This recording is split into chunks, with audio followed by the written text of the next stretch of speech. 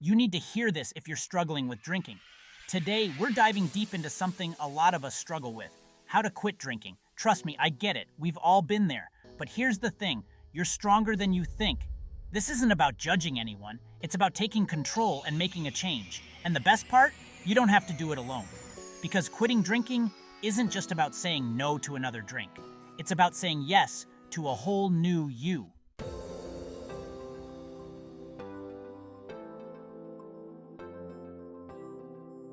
Quitting drinking can feel like climbing Mount Everest with a hangover, but you're tougher than you think. It's about more than just putting down the bottle. It's about reclaiming your life and happiness. Imagine waking up with clear eyes and boundless energy, crushing your goals and strengthening relationships. That's the power of quitting drinking.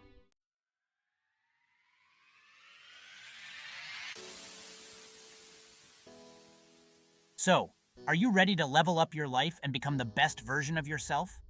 Quitting drinking isn't about deprivation, it's about liberation. Choose freedom over dependence, health over harm, and a future filled with possibility. Break free from bad habits and unlock a world of opportunity. Rewrite your story one sober day at a time. You don't have to do it alone, we're in this together. Hit that like button and subscribe to the How to channel for more awesome content. And don't forget to hit that notification bell. Now let's do this.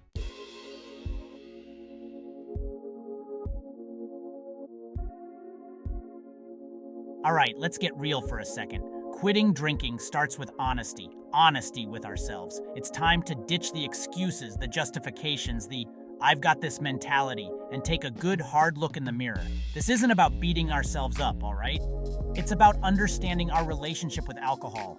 How much are we actually drinking? How often? Is it every day, only on weekends? And be honest about the reasons behind those drinks. Are we using alcohol to cope with stress, to socialize, to numb out certain emotions? The more we understand our own patterns, the better equipped we'll be to break free from them. Remember, knowledge is power, and in this case, self-awareness is the key to unlocking a healthier, happier you. This step might feel a little uncomfortable, and that's okay. It's normal to feel some resistance when we start challenging our habits. But trust me, facing these truths head-on is the only way to move forward. So take a deep breath, be kind to yourself, and let's get honest.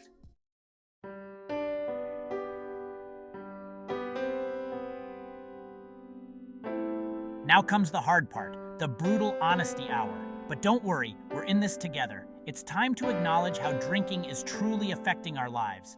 And I'm not just talking about the physical stuff, although we'll get to that. How are our relationships faring? Are we showing up as the best partners, friends, or family members we can be? Are we constantly tired, short-tempered, struggling to focus at work or school? Let's be real about the impact on our mental health, too. Is alcohol making us more anxious, depressed? Is it robbing us of joy and motivation? These are tough questions, but crucial ones to ask ourselves. By honestly assessing the consequences of our drinking, we can start to see the bigger picture. We can finally understand the true cost of alcohol, not just financially, but emotionally, mentally, and even spiritually.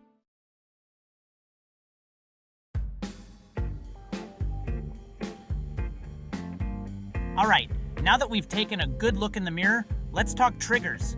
You know, those sneaky situations or emotions that make us want to reach for a drink? Identifying them is like finding the weak spots in our defense so we can build up our resilience. Think about it. When are those cravings the strongest? Is it after a long day at work? When we're feeling stressed or overwhelmed? Maybe it's during social situations where everyone else is drinking. Or perhaps it's those seemingly harmless moments of boredom or celebration. We all have our triggers, and they're often deeply personal. The key is to become aware of them, to recognize those patterns, and to develop healthy coping mechanisms.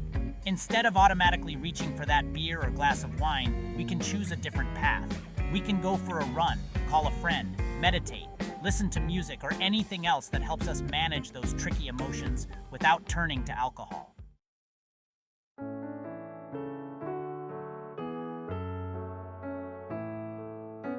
This next part is crucial. We've identified the problem, the impact, and the triggers. Now it's time to connect the dots and understand our own personal narrative with alcohol. When did drinking become more than just a casual activity? Was there a specific event or period in our lives that led to increased consumption? Were we surrounded by heavy drinkers? Did we learn to cope with stress or trauma by turning to alcohol? Understanding the root causes of our drinking habits can be incredibly empowering. It helps us break free from shame and self-blame and allows us to approach recovery with compassion and understanding. This isn't about dwelling on the past, but rather learning from it. By acknowledging the factors that contributed to our relationship with alcohol, we can start to rewrite our narratives. We can choose to heal, to grow, and to create a future where alcohol no longer has a hold on us.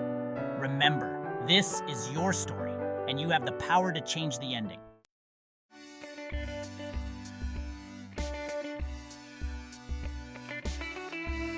All right, so we've acknowledged our relationship with alcohol, faced the impact head-on, and even uncovered those sneaky triggers. Now it's time to set ourselves up for success. And that starts with setting realistic goals. Remember, Rome wasn't built in a day, and neither is a sober life. This isn't about going from 100 to 0 overnight. We're talking baby steps, gradual changes that add up to big wins. Instead of aiming for complete sobriety right away, how about cutting back by 1 drink a day this week? Or maybe we try having a few alcohol-free days each week. Remember, progress, not perfection, is the goal here. Start small, build momentum, and celebrate every single victory along the way. Each day without a drink is a win. Each healthy choice we make is a step in the right direction. And as we rack up those wins, our confidence will soar and quitting drinking will start to feel less like a chore and more like a journey of self-discovery.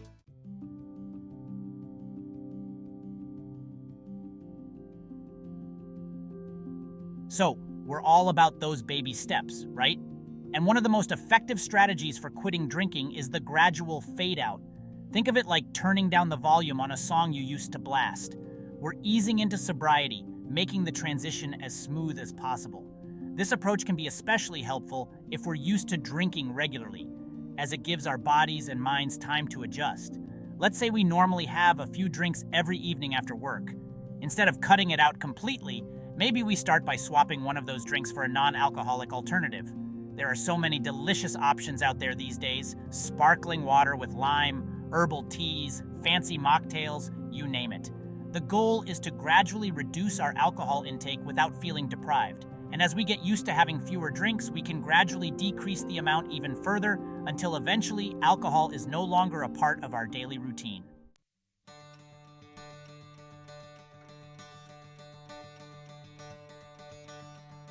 Now let's talk about motivation. Quitting drinking is a marathon, not a sprint. And we're going to need some serious fuel to keep us going, especially when those cravings hit hard. That's why it's so important to dig deep and uncover our why. What's driving us to make this change? Is it to improve our health, strengthen our relationships, achieve a personal goal?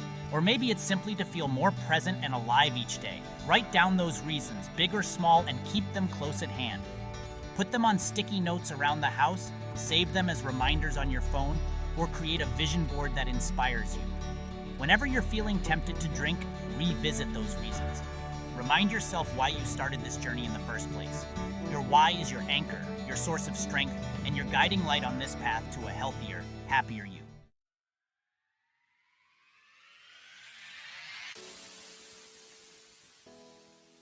Section 4, visualize your victory. Let's get those imaginations working overtime. One of the most powerful tools we have in our arsenal is visualization. It's about creating a clear and compelling vision of our sober future, and it's a total game changer. Close your eyes for a second and imagine yourself a few months from now completely free from alcohol. How do you feel? What are you doing? Who are you with? Picture yourself waking up each morning feeling refreshed and energized, ready to take on the day. Imagine yourself crushing your goals at work, pursuing your passions, and having more meaningful connections with the people you love. See yourself feeling confident, healthy, and proud of the choices you're making.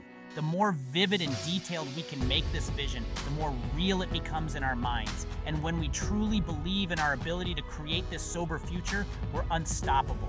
So close your eyes, dream big, and let's visualize our way to victory.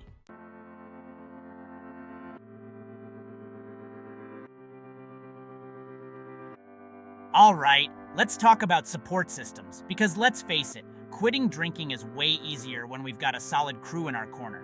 We're not meant to do this alone, folks. Think of it like this.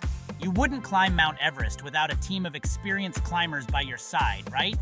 Well, quitting drinking can feel like its own epic adventure, and having a supportive squad can make all the difference. These are the people who know us best, who love us unconditionally, and who want to see us succeed. They're the ones who'll cheer us on when we're feeling strong, offer a listening ear when we're struggling, and remind us of our worth when we need it most. So who are the MVPs in your life? Maybe it's your partner, your best friend, a sibling, a therapist, or even a trusted coworker. Whoever it is, reach out to them, share your goals, and let them know how they can support you on this journey.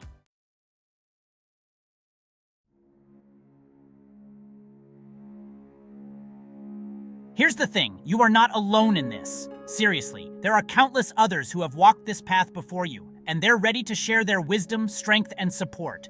That's where support groups come in, my friend.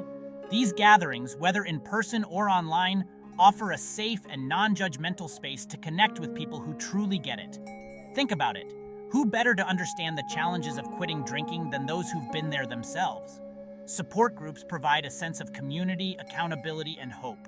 We can hear inspiring stories of recovery, learn valuable coping mechanisms, and find comfort in knowing that we're not alone in our struggles. So if you're feeling lost or overwhelmed, don't hesitate to seek out a support group in your area or online. There's a whole community of people out there who are rooting for you.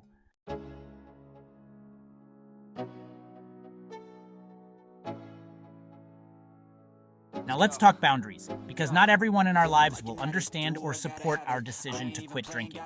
And that's okay. We don't need everyone's approval to live a healthier, happier life. Setting boundaries is all about protecting our sobriety, our energy, and our well-being. It's about saying yes to ourselves and no to anything or anyone that might jeopardize our progress.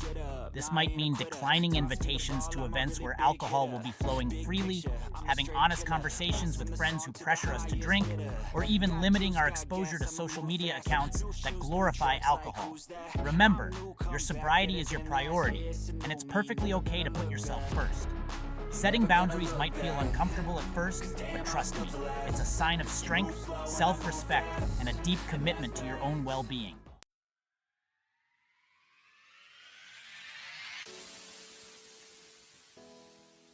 Here's the exciting part. Quitting drinking can open up a whole new world of possibilities, including connecting with amazing people who share our values and support our goals. Think about it. When we're no longer revolving our lives around alcohol, we suddenly have more time, energy, and motivation to pursue our passions and connect with like-minded individuals. Maybe we'll discover a love for hiking, join a local sports team, volunteer for a cause we're passionate about, or simply start spending more quality time with the people who truly matter. As we embrace this new chapter, we'll naturally gravitate towards others who share our values and support our journey. We'll build a tribe that lifts us up, inspires us, and celebrates our wins along the way. So get out there, explore your interests, and watch your social circle expand with positive influences who make you feel good about yourself and your choices.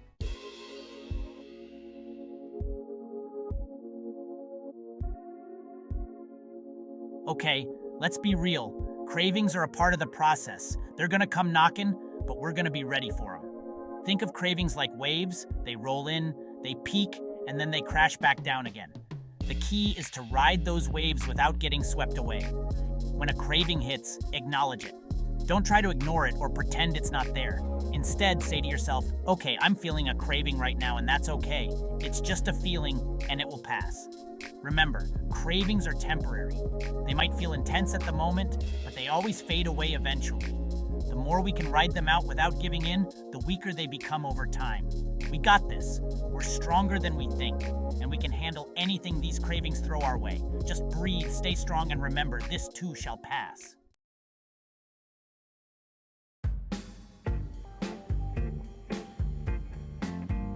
Section 2, halt and conquer. Ever notice how cravings pop up at the worst moments? Like when we're stressed, exhausted, or feeling down? That's no coincidence. HALT stands for hungry, angry, lonely, tired. These states trigger cravings, so be aware and plan. Ask yourself, am I actually hungry? Sometimes a healthy snack is all we need. Or are we stressed, angry, or overwhelmed? Try walking, talking to a friend, or deep breathing.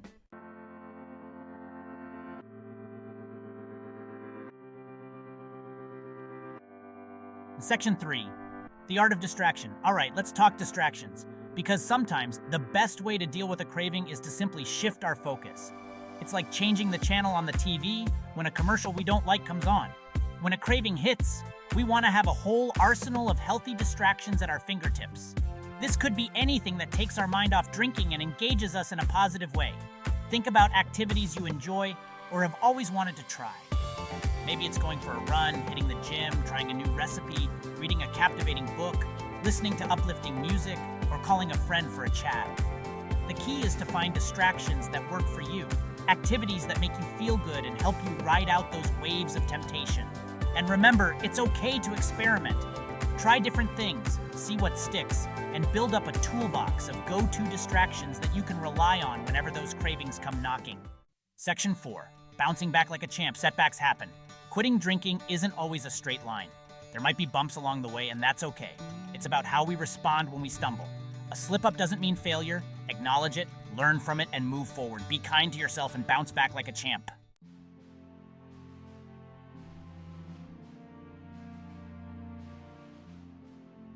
You know, one of the most powerful things about this journey to sobriety is that it connects us to a community of incredible individuals who've walked this path before us. People from all walks of life with unique stories, struggles, and triumphs. And today, we're going to hear from some of these everyday heroes, these warriors of willpower who've stared down their demons and come out stronger on the other side. These are the stories that remind us that we're not alone, that change is possible, and that a life beyond our wildest dreams awaits us on the other side of sobriety. We'll hear from Sarah, a single mom who found the strength to quit drinking and rebuild her life, creating a brighter future for herself and her children. And then there's Michael, a successful entrepreneur who realized that alcohol was holding him back from reaching his full potential, both personally and professionally. Their stories are raw, honest, and incredibly inspiring, reminding us that no matter how dark things may seem, there's always hope, always a way forward.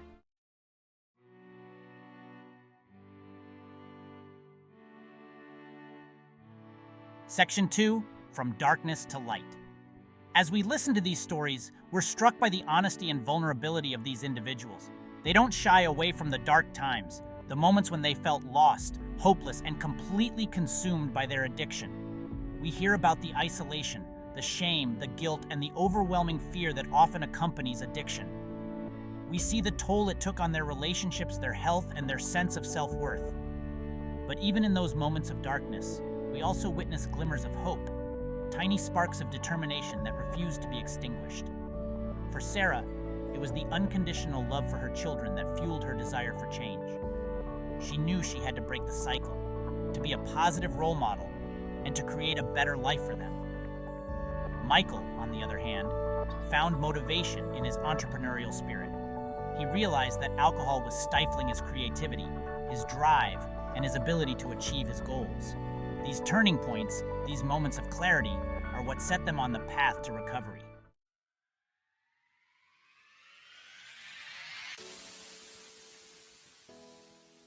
Section 3. Rediscovering Joy. And as we listen to their stories unfold, we're amazed by the incredible transformations these individuals have undergone. It's like watching a flower bloom in time-lapse, witnessing the beauty and strength that emerge when we break free from the shackles of addiction.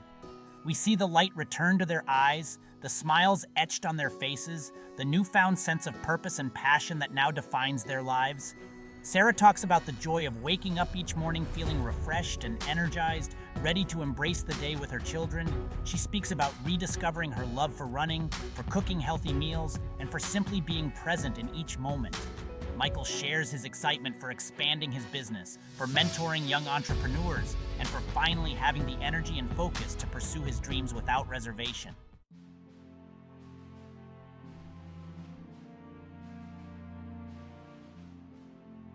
Section 4. The ripple effect of hope. But it's not just about their personal transformations. These individuals have become beacons of hope for others, inspiring those around them to make positive changes in their own lives. Sarah's story has given strength to other single mothers battling addiction, showing them that recovery is possible, even amidst the challenges of parenthood. Michael's journey has inspired countless entrepreneurs to prioritize their well-being, recognizing that true success encompasses both personal fulfillment and professional achievement. And that's the incredible thing about sharing our stories, about embracing vulnerability and authenticity. When we open our hearts and share our struggles, we create a ripple effect of hope, inspiring others to believe that if we can overcome our challenges, so can they. Look, we've covered a ton of ground today. We've talked about the struggles, the motivation, the support systems, and the incredible stories of triumph. But if there's one thing I want you to take away, it's this. You got this. You have the power within you to make this change, to break free from alcohol, and to create a life beyond your wildest dreams. Thanks for watching the How To channel. Hit that like button, subscribe, and let's do this.